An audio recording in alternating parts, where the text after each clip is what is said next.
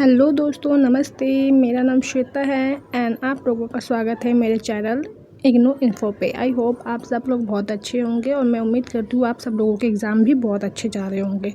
तो आज मैं लेके आई हूँ MHI 006 evolution of social structure in India through the ages के important questions with answers, Hindi and English both medium में लेके आई हूँ, जो कि मास्टर्स लेवल के आंसर्स है। क्योंकि मैंने इन आंसर को बहुत अच्छे से डिफ़ाइन किया है, मतलब मैंने इंट्रोडक्शन भी डिफ़ाइन किया, फिर जो की पॉइंट्स होते हैं वो भी डिफ़ाइन किया, आप देख सकते हो, है ना। एंड देन उसके बाद मैंने क्या किया है, उसके बाद जो है मैंने लास्ट में निष्कर्ष भी दिया है, कंक्लूज़न जैसे हमें लिखना होता है। और मैंने कुछ थिंकर्स के नेम भी बताए हैं जो कि हमारे आंसर को और भी ज़्यादा इम्प्रेसिव बनाते हैं। And the last and important thing कि मैंने जो भी क्वेश्चंस दिए हैं वो प्रीवियस ईयर पे बेस्ड है। एंड मैंने ये भी मेंशन किया है कि वो जो भी क्वेश्चन मैंने दिए हैं वो किस सेशन में रिपीट हुए हैं। जैसा कि ये जो क्वेश्चन है ना, सब हड़प्पा नगर की सभ्यता, नगरीकरण प्रक्रिया और सामाजिक संरचना का मूल्यांकन, ये आप देखिएगा जून 2024 मतलब लास्ट ईयर और जून 2021 में रिपीट है। अगर आपको यकीन नहीं होता तो मैं आपको एक मिनट दिखाती हूँ, वेट। ये देखिए, ये है जून 2024 का क्वेश्चन पेपर जो कि इग्नू के ऑफिशियल वेबसाइट से निकाला है। मैंने अभी आपको बोला था कि एक क्वेश्चन है जो कि हड़प्पा सभ्यता की नगरीकरण की प्रक्रिया है। ये वाला क्वेश्चन जो है 2024 में भी रिपीट हुआ है, तो दिखाती हूँ कैसे। ये देखिए, आया नहीं क्वेश्चन, हड़प्पा सभ्यता की नगरीय और सामाजिक संरचना का विश्लेषण कीजिए। और ये है जून 2024 का MPH 006, भारत में विभिन्न युगों के दौरान सामाजिक संरचना का विकास। तो ये देखिए, मैंने वो क्वेश्चन लिए जो प्रीवियस ईयर्स में मोस्ट रिपीटेड क्वेश्चन है। एंड मैंने मेंशन भी किया है हर एक क्वेश्चन के आगे कि वो क्वेश्चन किस ईयर में रिपीट हुआ है। एज यू कैन सी कि सेकंड क्वेश्चन जो है वो जून 2024 और जून 2022 में भी रिपीट हुआ है। तो इसी बेस पे हम आगे के क्वेश्चन सॉल्व करेंगे। ओके, तो हम सबसे पहले आगे बढ़ते हैं, लेकिन हाँ, इससे पहले आप मेरे चैनल को सब्सक्राइब करना, क्योंकि मैं इसी रिलेटेड इंपॉर्टेंट क्वेश्चंस अपने चैनल पर लाती रहती हूँ। और मैं PYQs मतलब प्रीवियस ईयर क्वेश्चन पेपर भी अवेलेबल करवाती हूँ आप लोगों को, एंड इग्नू की अपडेट भी देती हूँ। तो ये है मोस्ट एंड इम्पॉर्टेंट क्वेश्चन है जो कि बायलिंगुअल लैंग्वेज मतलब हिंदी एंड इंग्लिश दोनों स्टूडेंट्स के लिए है। Okay, so move on to the next question. First question है कि हड़प्पा सभ्यता की नगरीकरण प्रक्रिया और सामाजिक संरचना का मूल्यांकन कीजिए। मतलब जो हड़प्पा सिविलाइजेशन है ना, हमें उसका सोशल स्ट्रक्चर बताना है और इवैल्यूएट करना है कि उनकी अर्बनाइजेशन प्रोसेस के बारे में। चलो आंसर पढ़ते हैं हम लोग। ओके, तो एक काम करते हैं, ऐसे देना पड़ते हैं, है ना। तो सबसे पहले हम किसी भी आंसर्स में एज अ मास्टर स्टूडेंट हमें अपने आंसर्स में सबसे पहले इंट्रोडक्शन देना होता है। तो हम सबसे पहले इंट्रोडक्शन देंगे। इंट्रोडक्शन में हम क्या बताएंगे कि जो हड़प्पा सभ्यता है ना, वो भारतीय उपमहाद्वीप का एक सभ्यता है। ओके, नो डाउट सबको पता है भारत एक उपमहाद्वीप है। उसकी एक फर्स्ट नगरीय सभ्यता मानी जाती है, मतलब first urban civilisation of the India subcontinent माना जाता है, जो कि 2600 ईसा पूर्व से 1900 ईसा पूर्व मतलब 2600 BCE से 1900 BCE का टाइम डेवलप हुआ था।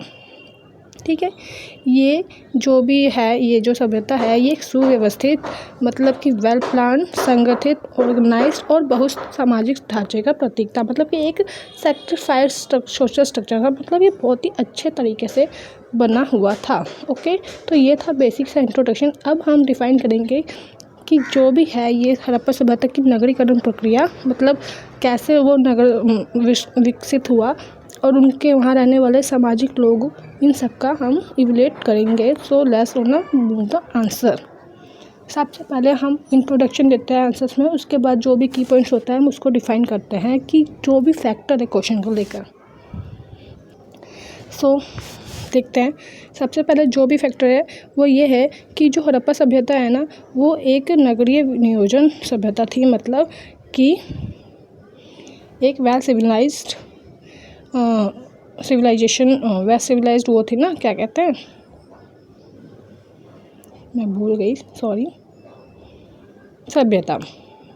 ओके, सो देखते हैं क्या हम क्यों कहते हैं कि हड़प्पा का नगर नियोजन बहुत अच्छा है। इसलिए क्योंकि जो है ये जो भी हड़प्पा में जितने भी देश राज्य वगैरह थे ना, जैसे मोहनजोदाड़ो, हड़प्पा और धोलावीरा, है ना, ये सारे जितने भी स्टेट्स थे ना, ये सारे ग्रिड पैटर्न्स पर बने हुए थे। ग्रिड पैटर्न्स क्या होता है?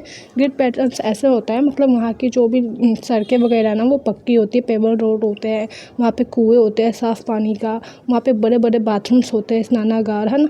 और वहाँ पे बाथरूम पे या नाली वगैरह का जो ड्रेनेज सिस्टम है ना, जल निकासी, वो बहुत ही अच्छा होता है, एकदम उन्नत नगरीकरण को दर्शाता है। मतलब ये जो भी ड्रेनेज सिस्टम वगैरह है ना, वो एकदम रिफ्लेक्ट करता है किसको? एडवांस्ड सिविलाइजेशन को या फिर एडवांस अर्बनाइजेशन को। ओके, सेकंड फैक्टर क्या है वो भी बताती हूँ मैं आपको। सेकंड जो फैक्टर है ना, वो सामाजिक वर्गीकरण। मतलब वहाँ पे जो रहने वाले लोग थे ना, उनका वर्गीकरण कैसे, जो वहाँ पे लोग थे ना, वो कैसे हमें पता लगता था कि लोग किस तरीके से बटे हुए थे, वो वहाँ के हाउस के साइज़ को देख के पता लगा, आइडिया लगाया जाता है कि जो मकान का आकार और स्थान था, वहाँ से सामाजिक स्तरों का आइडिया, मतलब सोशल स्ट्रैटिफिकेशन इंडिकेट्स करते हैं। कैसे कि जो कुछ विशाल घर थे, वहाँ पे उच्च वर्ग के लोग रहते थे, मतलब रिच पर्सन। जो लार्ज हाउसेस थे ना, वहाँ पे एलिट्स रहते थे, ये आइडिया लगाया गया। और जो छोटे घर थे, वहाँ पर लोअर क्लासेस के लोग रहते थे, मतलब निम्न वर्ग के लोग रहते थे। ओके, सो बाकी थर्ड क्या था, वो ये था कि धार्मिक प्रतीक। मतलब जो वहाँ पे हमें वो मिला है ना, सील्स वगैरह, मोहरे और मूर्तियाँ, और जो पशुपतिनाथ की मूर्ति थी ना, ये सारे जो पिक्चर्स है ना, वो हमें ये दर्शाता है कि वहाँ के जो लोग हैं वो धर्म में और पूजा पाठ में विश्वास करते थे। और शायद वहाँ पे पुरोहित वर्ग, जैसे हम आज ब्राह्मण वर्ग कहते हैं, वो भी उपस्थित थे, क्योंकि हमें ये सारी चीज़ें धार्मिक से रिलेटेड मिला। मूर्तियाँ मिली है पशुपतिनाथ जी की, और नटराज जी की मूर्ति मिली है जो शिवाजी को इंडिकेट करता है ना। वहाँ के व्यापार और आर्थिक संरचना के बारे में पता लगता है। कैसे? क्योंकि जो हमें पता लगा है कि जो हड़प्पा सभ्यता है वो मेसोपोटामिया से व्यापार करती थी, और उनका जो मानकीकृत नाप था ना, मतलब आज में होता है ना, जैसे मार्केट में जाते हैं तो कोई भी चीज़ सब्जी वगैरह लेते तो बट्टे से नापते, वैसे ही उनका भी एक बट्टा था, ठीक है, जो कि वेट स्टैंडर्डाइज्ड वेट्स था। एंड गोदाम एक विकसित अर्थव्यवस्था को दर्शाती है। मतलब वहाँ पे ना एक बड़े बड़े गोदाम वगैरह भी थे, जहाँ पे वो लोग खाना वगैरह प्रिजर्व करके रखते थे और अपना बिजनेस भी करते थे। अब इन लोगों को ये, मतलब ये सारी चीज़ें जो हमने पढ़ी है, ये हमें बताता कौन है? तो ये सारी जो है, ये थिंकर्स बताते हैं, जैसा कि आर एस शर्मा हो गया, वी गॉर्डन चाइल्ड हो गया, इमरावती कार्वे हो गए, जिन्होंने उसकी खोज की थी वो हो गए, राखालदास बनर्जी हो गए, काफ़ी सारे थिंकर्स हो गए। अब हम कॉन्क्लूज़न बताएंगे इसका, कि कॉन्क्लूज़न क्या है कि जो हड़प्पा सभ्यता है वो न केवल भारत की प्रथम नगरीय संस्कृति थी, बल्कि इसकी सामाजिक संरचना, योजना और धार्मिक व्यवस्था भारत की प्राचीन सामाजिक परंपराओं को नींव दर्शाती है। मतलब जो हड़प्पा सिविलाइजेशन थी ना, वो एक laid the foundation of India's ancient social transaction through its structure, society, urban planning and religious practice को भी शो करती है कि वो एक वेल सिविलाइज्ड नहीं, बल्कि ये भी दर्शाता था कि वहाँ पे जो भी लोग हैं उनकी प्लानिंग बहुत अच्छी थी, वहाँ के लोग धर्म में भी विश्वास करते थे, और परंपराओं की नींव को भी दर्शाती है। अब हम नेक्स्ट क्वेश्चन की तरफ बढ़ते हैं, ठीक है। जो नेक्स्ट क्वेश्चन है ना, वो है वैदिक काल में वर्ण व्यवस्था की भूमिका पर चर्चा कीजिए। और ये क्वेश्चन जो है ना, जून 2024 और जून 2022 में भी रिपीट हुआ है। मैं आपको दिखाती हूँ, ठीक है, कैसे। मतलब आप प्रीवियस ईयर क्वेश्चन पेपर में आप जाके चेक करना, आपको दिख जाएगा। मेरा ना अभी ये बैक नहीं हो रहा, तो मैं दिखा नहीं पा रही, शायद एक मिनट, शायद अब दिखा पाऊँ। ये बैक नहीं हो रहा, सॉरी गाइस। तो चलो मैं अभी क्वेश्चन दिखा देती हूँ, बाकी आप प्रीवियस ईयर क्वेश्चन पेपर भी जो भी शो कर रहे हैं ना, आप वहाँ पर जाके देखेंगे ना, आपको दिख जाएगा कि मैं सही बोल रही हूँ कि ये जो क्वेश्चन है ना, ये जून 2024 में भी आया और जून 2022 में भी आया हुआ है, मतलब मोस्ट इम्पोर्टेंट। चलो, तो ये क्वेश्चन इंग्लिश मीडियम में भी, कि discuss the role of varna system in the Vedic period. सबको पता है कि वर्ना सिस्टम जो है वो भारत में किस तरह वर्णों को विभाजित करता है। सबसे पहले हम इंट्रोडक्शन देखते हैं कि क्या है। मतलब ये वैदिक काल की सामाजिक संरचना वर्ण व्यवस्था पर आधारित थी। मतलब जो वैदिक काल में जो भी सोशल स्ट्रक्चर था, वो जो है वर्ण व्यवस्था,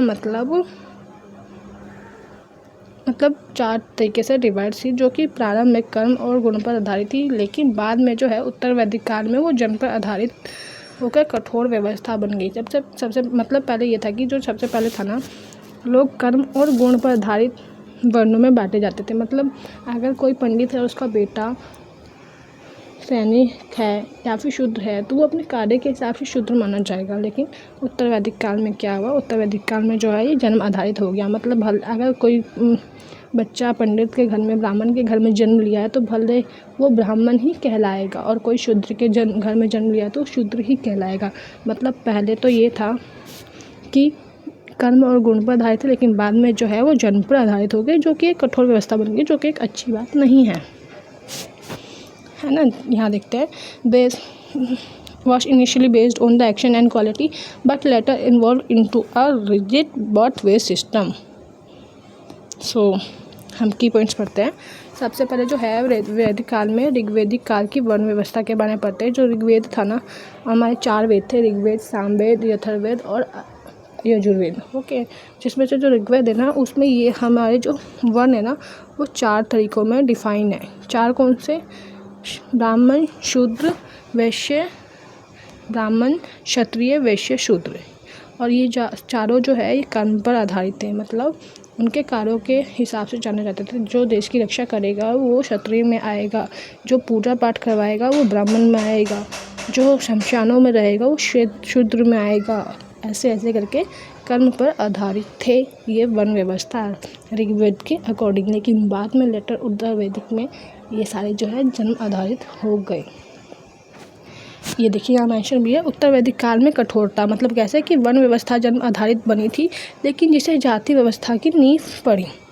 मतलब जब उत्तर वैदिक काल में वर्ण व्यवस्था जन्म आधारित हो गई, मतलब जन्म निर्धारित करेगा कि आप कौन से वर्ण में है, ब्राह्मण है, शूद्र है, आपकी फैमिली जिस वर्ण में उसमें होगी ना, आप भी वही कहलाओगे। तो ये जाति व्यवस्था की नहीं पड़ी। यहाँ से लोग जाति में विश्वास करने लगे, भेदभाव होने लगा। जाति जन्मी कि तू इस जाति का है, तू इस जाति का है।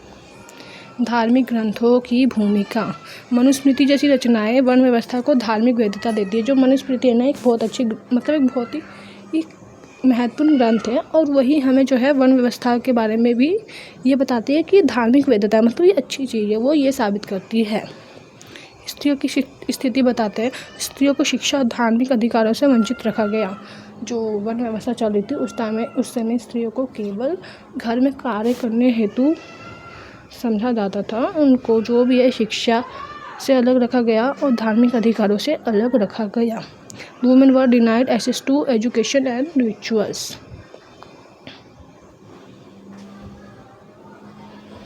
जो इसके थिंकर्स हैं ना, जिन्होंने हमें इन सब चीज़ों के बताया है, वो कौन है?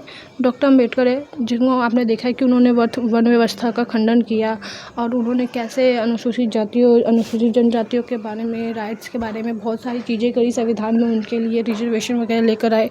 लुइस डू मोंटे हो गए, पैट्रिक ओलिवले हो गए, ये सारे जो है इसके इंपॉर्टेंट थिंकर्स हैं ना। We are let's discuss about निष्कर्ष, कि हम कंक्लूजन क्या लिखेंगे। कॉन्क्लूजन हम बताएंगे कि जो वर्ण व्यवस्था थी ना, वो वैदिक समाज की रीढ़ थी। मतलब जो पहले थे ना, लोग वर्ण व्यवस्था में बहुत बिलीव करते थे, जो कि अब धीरे धीरे टाइम के साथ जातिवाद बढ़ता गया। आज भी हम देखते हैं लोग जाति के नाम पे बहुत लड़मड़ करने को तैयार रहते हैं, लेकिन इसकी कठोरता ने सामाजिक गतिशीलता को बाधित किया। मतलब जो लोग जाति में विश्वास करने लगे ना, तो फिर इसकी वजह से सामाजिक गतिशीलता कम होने लगी। लोग एक दूसरे को उस नज़रों से देखने लगे, अरे ये इस धर्म का है, इसको ये कार्य नहीं करने देंगे, वो नहीं करने देंगे, इस जाति का है, अगर ये वैश्य है तो ये ब्राह्मण मंदिर में नहीं घुस सकता। ऐसी ऐसी बातें थी जो कि सामाजिक गतिशीलता में बाधा बनने लगी। अब ये देखिए जो क्वेश्चन नंबर 3 है ना गाइस, भारत में मध्यकालीन सामंती ढांचे की अवधारणा की आलोचना कीजिए। Critically examine the concept of federal structure in medieval India. हमें एग्जामिन करना है, लेकिन क्रिटिकली मतलब हमें आलोचना करनी है। ये जो क्वेश्चन है ना, जून 2022 में रिपीट हुआ है, तो इम्पोर्टेंट है एक तरीके से। तो सबसे पहले हम इंट्रोडक्शन बताएंगे कि जो मिडिवल इंडिया था ना, उसमें भूमि अनुदान और कृषि शोषण बहुत होता था। मतलब भूमि अनुदान मतलब किसी को भूमि दान में देना, और कृषक शोषण मतलब किसानों का शोषण होना। क्योंकि हमने देखा था कि मध्यकालीन भारत में कैसे बड़े भूमिहर और ज़मींदार जो है वो गरीब किसानों की ज़मीन ले लेते थे, और उनसे उनकी ही ज़मीन पर खेती करवाते थे, परंतु ना उनको उनकी ज़मीन मिलती थी, ना उनको उसकी ही दिहाड़ी मिलती थी। वे बहुत कम मजदूरी में कार्य करते थे, और बेचारे कर्जा में चले जाते थे, क्योंकि उन लोगों को टैक्स भी पे करना पड़ता था, जो काफ़ी हैवी था, और उनको टैक्स में कोई रिलैक्सेशन नहीं मिलता था। यह विकेंद्रीकृत सामाजिक व्यवस्था विकसित हुई जिससे भारतीय सामंतवाद कहा जाता है ना। सामंतवाद मतलब वही जहाँ पे वो ज़मींदारों का बोलबाला हो, है ना। Medieval India saw a decentralized social structure based on land grants and peasant exploitation, termed Indian feudalism। मैंने हिंदी में तो समझा ही दिया, इंग्लिश में मैं आपके लिए रीड कर चुकी हूँ। सो की पॉइंट्स डिफाइन करते हैं, जिसमें सबसे पहले आता है भूमिदान। भूमिदान क्या होता है? राजाओं द्वारा ब्राह्मणों और सैन्य अधिकारियों को कर मुक्त भूमि दी जाती है। मैंने अभी आपको बताया भूमिदान मतलब ये होता है कि किसी को भूमि दान में देना, जो कि राजा देते थे किनको? ब्राह्मणों को और सैनिक अधिकारियों को, जो राजा के यहाँ कार्य करते थे। और कैसी भूमि होती थी? कर मुक्त, मतलब उन लोगों को उस ज़मीन के लिए टैक्स वगैरह नहीं देना पड़ता था। और उसी भूमि पर जो है वो लोग किसानों से जबरन खेती करवाते थे और उनको उनके वैलिड मतलब सैलरी वगैरह नहीं देते थे, मेहनताना नहीं देते थे। Tax free lands were granted by kings to Brahmans and military officers. कृषक शोषण। कृषकों से उपज का बड़ा हिस्सा लिया जाता था और वे भूमि के स्वामी नहीं थे। देखा, उनसे खेती तो करवाई जाती थी, लेकिन जो भी वो खेती करते थे ना उनकी ज़मीन पे, उनकी खेती का उपज का बड़ा हिस्सा कौन ले लेते थे? ब्राह्मण और सैनिक वर्ग।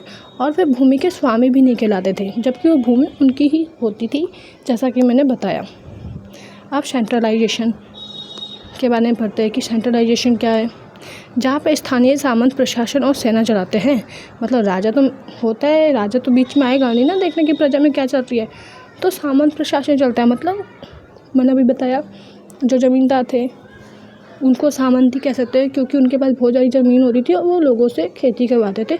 और इसमें सेना भी पीछे नहीं थी, सेना भी ज़मींदारों का सहयोग करती थी। जातिगत वर्चस्व बढ़ता गया। कैसे? ब्राह्मण और क्षत्रियों का वर्चस्व बढ़ा, शूद्रों का दमन हुआ। जो ब्राह्मण और क्षत्रिय थे वो अपने आप को देवता से देवतुल्य मानते थे, देवता से कंपेयर करते थे, और वो शूद्रों का दमन करते थे, मतलब उनका एक्सप्लॉयटेशन करते थे। डोमिनेंस ऑफ ब्राह्मण and Kshatriya increased while Shudras were suppressed. Yes, इसके जो इम्पोर्टेंट थिंग्स है ना वो कौन है? आर्य शर्मा है, उन्होंने अपनी किताब में भी बताया। हरबंस मुखिया है, इरफान हबीब है ना, ये सारी चीज़ें आप मेंशन कर सकते हो। एंड कंक्लूजन में हम बताएंगे कि भारतीय सामंतवाद सामाजिक अन्याय, कृषक शोषण और जातिगत वर्ण व्यवस्था थी। मतलब जो भारतीय सामंतवाद था, federalism, institutionalised social inequality and exploitation बढ़ा, जातिगत वर्चस्व की स्थिति बढ़ी। क्यों? क्योंकि जो सेना था और ब्राह्मण थे वो शूद्रों और वैश्यों का अधिकारों का दमन करते थे। नेक्स्ट क्वेश्चन देखिए। नेक्स्ट क्वेश्चन जो है ना वो है गुप्तकालीन समाज की संरचना का विश्लेषण कीजिए। Analyse the social structure of Guptas period, जो कि दिसंबर 2023 और जून 2021 में क्वेश्चन रिपीट हुआ है। मतलब ये मोस्ट इंपॉर्टेंट है, क्योंकि 2024 में नहीं आया तो 25 में आने के चांस है, क्योंकि 2024 के जून सेशन में भी नहीं आया और दिसंबर सेशन में भी नहीं आया। हर साल सेशन में 2 एग्ज़ाम होते हैं, दोनों में नहीं आया, मतलब इस साल आने के चांसेस हैं। सबसे पहले हम इंट्रोडक्शन देते हैं कि गुप्त काल को भारत का स्वर्ण युग कहा जाता है। The Gupta period is known as the golden age of India.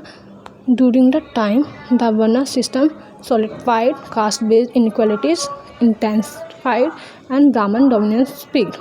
मतलब जो ये काल था ना, इस काल में वर्ण व्यवस्था बहुत ज़्यादा थी और इस वक्त बहुत असमानता बढ़ी। इस काल में जो है वर्ण व्यवस्था सूटित थी, मतलब अपने चरम पर थी। बहुत ज़्यादा बोलबाला था अर्थव्यवस्था का। क्षत्रिय और ब्राह्मण, शूद्र और वैश्यों को अलग ही नज़रिए से देखते थे, उनका दमन होता था। जाति आधारित असमानता थी, मतलब आपको आपके वर्ण के आधार पर आपको कार्य किए जाने पड़ते थे, इसलिए असमानता बढ़ती गई, इनइक्वालिटीज़। और ब्राह्मणों का प्रभाव चरम पर था, मतलब जो भी ब्राह्मण वगैरह थे वो अपना वर्चस्व स्थापित करने में सफल हुए। ये था बेसिक इंट्रोडक्शन। अब हम पढ़ते हैं की पॉइंट्स, जिसको हम डिफ़ाइन करेंगे। मैंने यहाँ एक लाइन लिखा है, मतलब ये नहीं कि आप एक लाइन लिख के आएंगे, आप इसको 2 से 3 लाइन में डिफ़ाइन करेंगे। जैसे मैं आपको मुंह से बोल रही हूँ ना, आप उसको कान से सुनो और फिर उसको अपनी लैंग्वेज में डिफ़ाइन करो। अपनी लैंग्वेज ये नहीं कि आप कुछ भी लिख दो, मास्टर्स के स्टूडेंट आप उसको मास्टर्स के लेवल से लिखना है।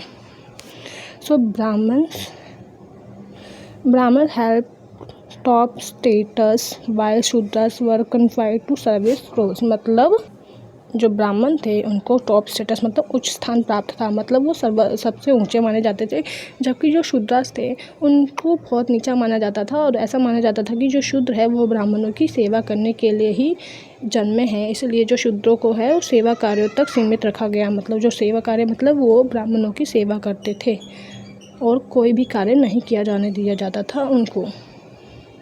ठीक है, तो इस तरीके से वर्ण व्यवस्था बहुत ज़्यादा अपने चरम पर थी। नेक्स्ट टॉपिक जो है जातियों की संख्या में वृद्धि, मतलब जो धीरे धीरे new caste emerge like oil, pressers, potters, goldsmiths etcetera. अब तक जो है समाज में चार वर्ण थे, ब्राह्मण, क्षत्रिय, वैश्य, शूद्र। लेकिन अब जो है धीरे धीरे नई नई जातियाँ बनने लगी, जैसे कि प्रेशर्स मतलब तेली, कुम्हार और स्वर्णकार मतलब गोल्ड स्मिथ। ये नई नई जातियाँ जो है ये धीरे धीरे समाज में उत्पन्न होने लगी। नारी की स्थिति, जो गुप्तास पीरियड था उस टाइम भी जो है नारी की स्वतंत्रता में गिरावट आई, बाल विवाह और प्रथा प्रचलित हुई। मतलब ऐसा नहीं कि गुप्ता पीरियड को वैसे भारत का स्वर्णकाल कहा जाता है, लेकिन वहाँ पर भी जो है महिलाओं की स्थिति अच्छी नहीं थी, उनको स्वतंत्रता नहीं थी किसी भी कार्य करने के लिए, उनको सिर्फ घर में रहने के लिए माना जाता था। और ऐसा माना जाता था कि वो सिर्फ घर का कार्य करने हेतु और बच्चे करने हेतु है। और बाल विवाह होता था उस टाइम भी, और प्रदा प्रथा प्रचलित थी, मतलब जो महिलाएं थी उनको पर्दे में रहना होता था, वे घर से बाहर नहीं निकल सकती थी और सदैव घूंघट और पर्दे में रहती थी। असशक्त वर्गों की स्थिति, मतलब मैंने बताया जो शूद्र थे उनको अस्पृश्य जातियाँ माना जाता था और उनको भेदभाव की दृष्टि से देखा जाता था। वो भेदभाव का शिकार है, कैसे उन्हें मंदिरों में एंटर नहीं किया जाने देता था, उनका घर शमशान माना गया, उनसे सेवा करवाई जाती थी, उनको दासों की तरह रखा गया। इसके जो इम्पोर्टेंट थिंकर्स हैं ना वो आर.सी. मजूमदार, रोमिला थापे, सुब्रमण्यम अय्यर, ये सब थे।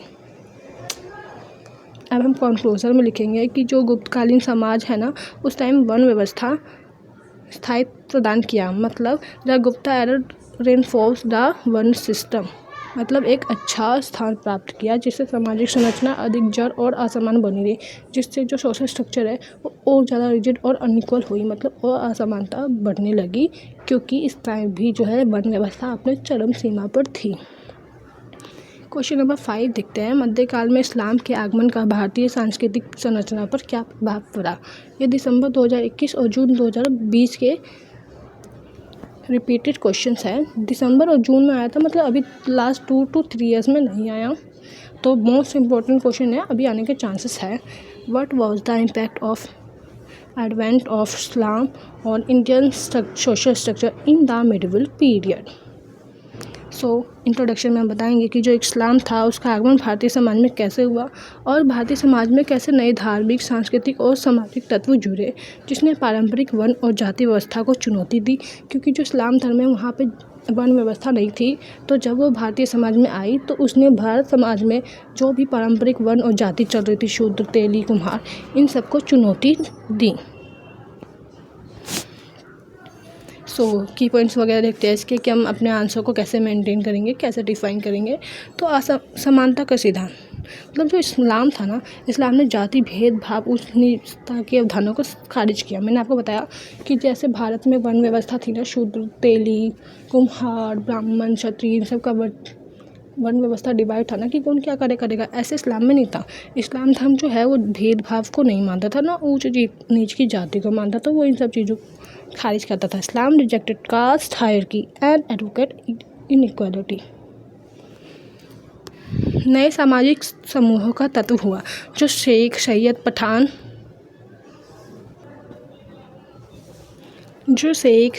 पठान और मुग़ल जैसे वर्ग थे वो उभरे। मतलब जो इस्लाम धर्म है उसमें भी जो थे ना शेख लोग थे, वर्ग थे, सैयद थे, पठान, मुग़ल, इमर्ज, ऐसे लोग न्यू ग्रुप्स वगैरह उभर कर सामने आए। ओके, धर्मांतरण हुआ, जैसे कि जो नीचे जातियाँ थी, जो वंचित वर्ग है, जो शूद्र थे, और उन लोगों के साथ बहुत बुरा व्यवहार हुआ था, असमानता हुई थी, समाज उन्हें धिक्कार की नज़र से दिखता था। तो इस कारण से सामाजिक असमानता के कारण वह लोग इस्लाम धर्म की तरफ आकर्षित हुए, क्योंकि इस्लाम धर्म में ऐसा कुछ भी वर्ण व्यवस्था विभाजित नहीं थी, ना ही किसी के कार्य निर्धारित थे, जन्मधारित। इसलिए वो लोग जो है इस्लाम धर्म को अपनाने लगे, क्योंकि इस्लाम धर्म में सामाजिक समानता देखा गया। Lower caste and marginalised group converted to Islam seeking equalities. देखा जाए तो हिंदू धर्म में ही है इतने सारे कर्म कांड, धर्म, जाति का बोलबाला। अदर धर्मों में ऐसा वैसे है भी नहीं देखा जाए तो। सामाजिक समरसता और टकराव। कुछ क्षेत्रों में हिंदू मुस्लिम एकता दिखी, वहीं कई जगह संघर्ष में। तो जब इस्लाम धर्म भारत में आया तो बहुत सारी जगहों पे तो हिंदू और जो मुस्लिम थे वो बहुत अच्छे एकता के रूप में दिखे, मतलब उन लोग बहुत अच्छे से रहे थे। लेकिन वहीं कुछ क्षेत्रों में जो संघर्ष हुआ, दोनों धर्मों के बीच लड़ाई हुए। इसके जो इम्पोर्टेंट थिंकर्स वगैरह है ना, वो है बर्नार्ड लुई, सतीश, मोहम्मद हबीब।